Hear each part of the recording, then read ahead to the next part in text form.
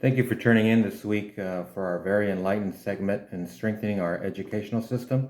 Today we'll be listening to an instructional coach discussing the importance of building relationships specifically with adult learners.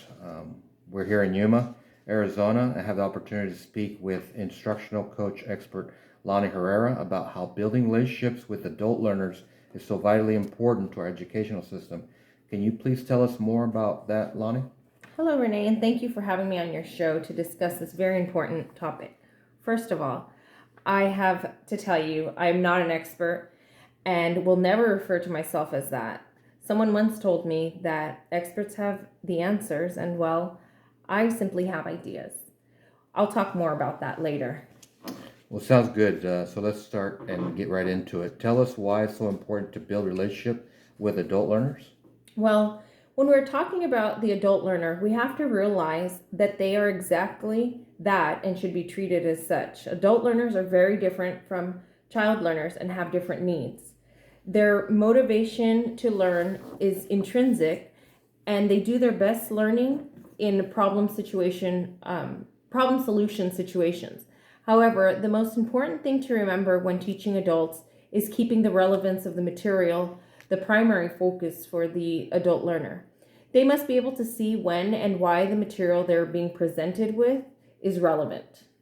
Okay, so what you're saying is that when teaching adult learners, you shall begin by telling them that you need the knowledge, and so they will be able to take the knowledge and apply it. Yes, easier said than done, however, which is why I'm here to talk to you. It is extremely important that before any lessons or coaching get done, that a relationship built on trust be established with the adult learner. If there is no trust among the two, there will be no change. Interesting concept. How does one build that trust? What are some of the strategies and approaches that can be used to establish this relationship? Thank you for asking that, Renee. Well, the first thing I can suggest is to establish yourself as a learning partner as opposed to the learning authority. This goes back to my comment about not being the expert. In my position, I work with a variety of teachers that have a ton of experience, in some cases more than I do.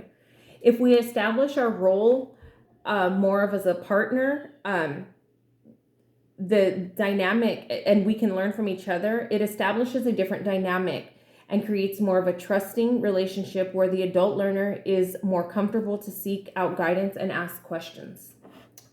How long does it take for that relationship to happen? Well, just as in any other relationship, it is continuous. This is something that continues to grow from each and every interaction we have with the adult learner. What else can be done to build that trust? Another approach to building trust with the adult learner is communication. Communication is key to the relationship. It is always important that the lines of communication are clear and transparent. The instructional coach can do this in a variety of ways, such as emails, newsletters, popping into classrooms. One of my favorite ways of communication that gives me a ton of information is giving a teacher survey. This gives me an idea of what each teacher's specific needs are and where to meet them at. After all, every learner is different and has different needs. I might be helping one teacher with management and another with technology strategies. Again, the content to the learner needs to be relevant to them.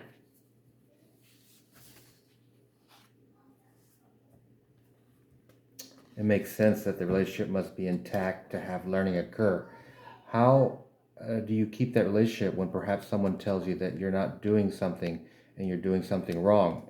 Eventually, as the instructional coach, you will have to give some feedback that may not be received well. I'm so glad you asked that. Feedback is and the way it is received and delivered is very important for the instructional coach to be aware of.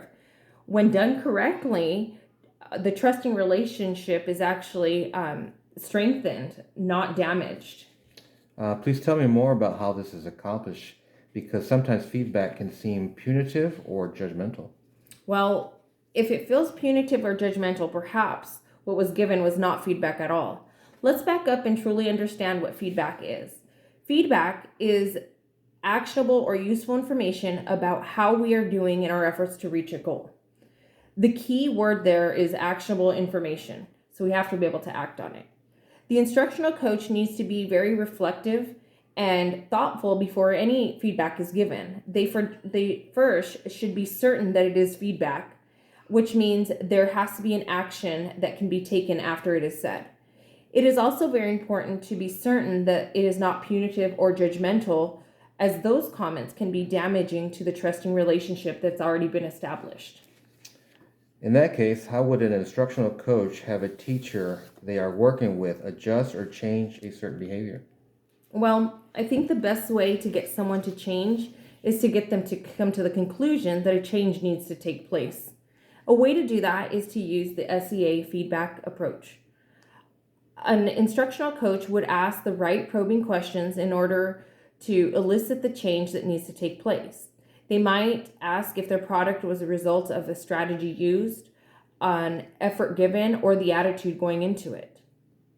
These are all things under the control of the learner and therefore are the ones that they can make the change. Our goal as the instructional coach is to give enough information about what we observe and ask the right probing questions to get the adult learner to come to their own conclusion about what needs to be changed. However, it is key to remember that this feedback would not be possible unless there is already a trusting relationship between the instructional coach and the adult learner. Well, thank you so much for your time. Very useful information. Tune in next week. We will be discussing the changing teacher practices. Thank you.